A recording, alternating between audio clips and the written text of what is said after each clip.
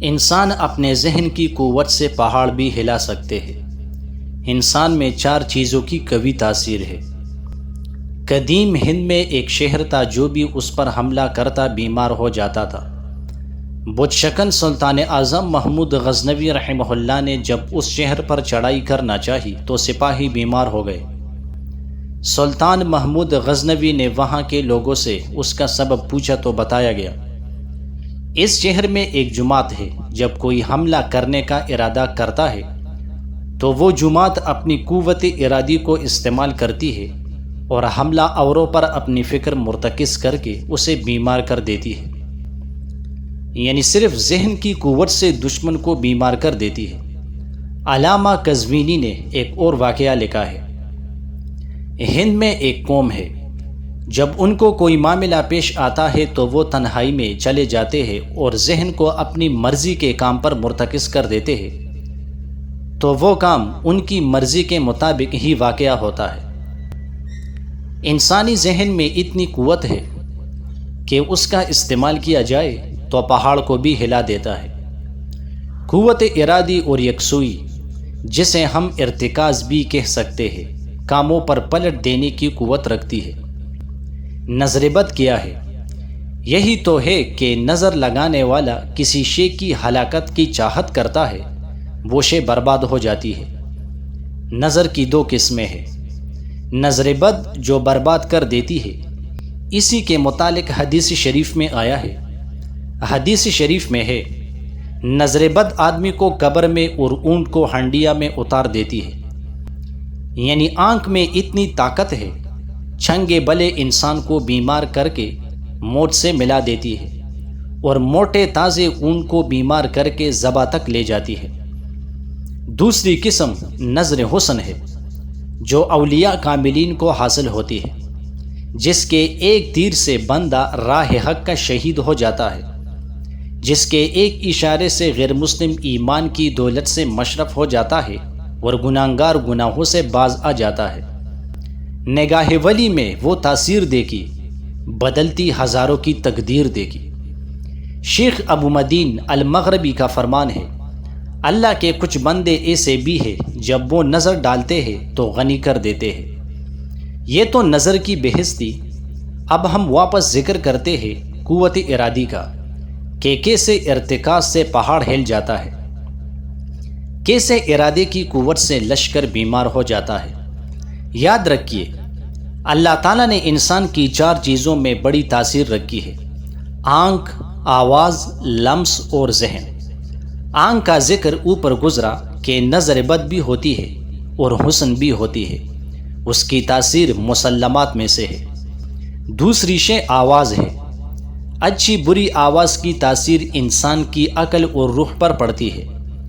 یہ ہر دین، ہر قوم، ہر ملک اور دور کے لوگوں کے ہاں مسلم بات ہے۔ انسان تو انسان، آواز کا اثر حیوانوں پر بھی ہوتا ہے، حتیٰ کہ پودوں پہاڑوں پر بھی ہوتا ہے۔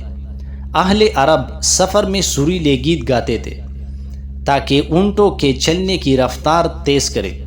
اس کی تاثیر سے اونٹ کئی گھنٹے مسلسل دوڑے جاتے تھے، حتیٰ کہ کھانے پینے کی خواہش ترک کر دیتے تھے اور بعض اوقات بھاگ کر مر جاتے تھے۔ اچھی آواز دل کو سرور بخشتی اور بری آواز دل سے سرور چھین لیتی ہے۔ تیسری شے لمس ہے، یعنی چھونا ہے۔ چھونے کی تاثیر کا تجربہ ہر ایک کو زندگی میں ہوتا ہے۔ بچپن میں بیماری کی صورت میں ماں کا چھونا اور شفقت سے ماتھے پر ہاتھ رکھنا گویا خزاں بہار سے بدل جاتی ہے۔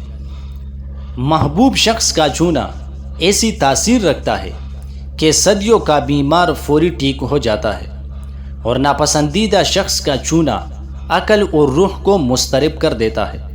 بلکہ امام طیفاشی نے خواص خمسہ یعنی 5 خواص، قوت ذائقہ یعنی ذائقہ کی قوت، قوت لمسہ چھونے کی قوت، قوت شامہ سونگھنے کی قوت، قوت سامعہ سننے کی قوت، قوت باصرہ دیکھنے کی قوت کے بارے میں ایک کتاب لکھی جس کا نام سرور النفس ہمدارگ الحواس الخمس ہے۔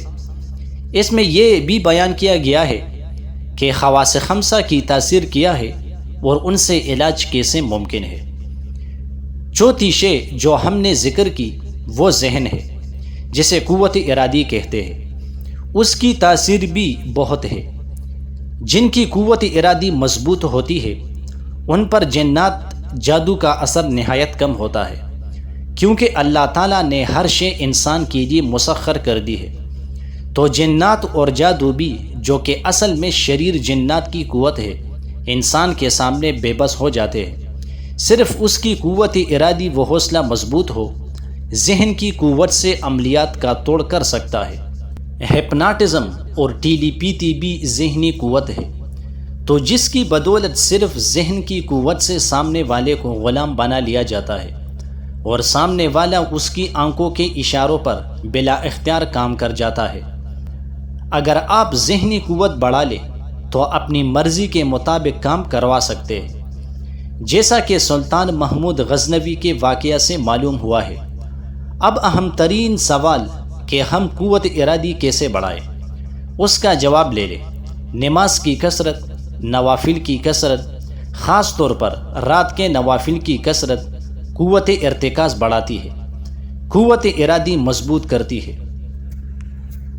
دنیاوی خیالات سے پاک ہو کر نماز پڑھے، کثرت سے پڑھے، ذہن کی خفیہ طاقتیں بیدار ہو جائے گی۔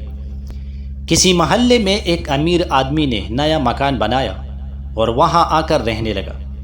یہ امیر آدمی کبھی کسی کی مدد نہیں کرتا تھا۔ اسی محلے میں کچھ دکاندار ایسے تھے جو خود امیر نہیں تھے لیکن لوگوں کی مدد کیا کرتے تھے۔ ایک کسائی تھا جو اکثر غریبوں کو مفت اور بہت عمدہ گوشت دے دیا کرتا تھا۔ ایک راشن والا تھا جو ہر مہینہ کچھ گھرانوں کو ان کے گھر تک مفت راشن پہنچا دیتا تھا۔ ایک دودھ والا تھا جو بچوں والے گھروں میں مفت دودھ پہنچاتا۔ لوگ مالدار شخص کو خوب برا کہتے کہ دیکھو اتنا مال ہونے کے باوجود کسی کی مدد نہیں کرتا ہے، اور یہ دکاندار بیچارے خود سارا دن محنت کرتے ہیں لیکن غریبوں کا خیال بھی رکھتے ہیں۔ کچھ عرصہ اسی طرح گزر گیا اور سب نے مالدار آدمی سے ناطا توڑ لیا، اور جب اس مالدار کا انتقال ہوا تو محلہ سے کوئی بھی اس کے جنازے میں شریک نہ ہوا۔ مالدار کی موت کے اگلے روز ایک غریب نے گوشت والے سے مفت گوشت مانگا تو اس نے دینے سے صاف انکار کر دیا۔ دودھ والے نے مفت دودھ سے صاف انکار کر دیا۔ راشن والے نے مفت راشن دینے سے صاف انکار کر دیا۔ پتہ ہے کیوں؟ ان سب کا ایک ہی جواب تھا، اب تمہیں یہاں سے کچھ بھی مفت نہیں مل سکتا، کیونکہ وہ جو تمہارے پیسے ادا کیا کرتا تھا کل دنیا سے چلا گیا ہے۔ دلوں کے راز اللہ جانتا ہے۔ کبھی کسی کے بارے میں خود سے فیصلہ نہ کرو، کیونکہ تم نہیں جانتے کہ کس کا باطن کتنا پاکیزہ ہے۔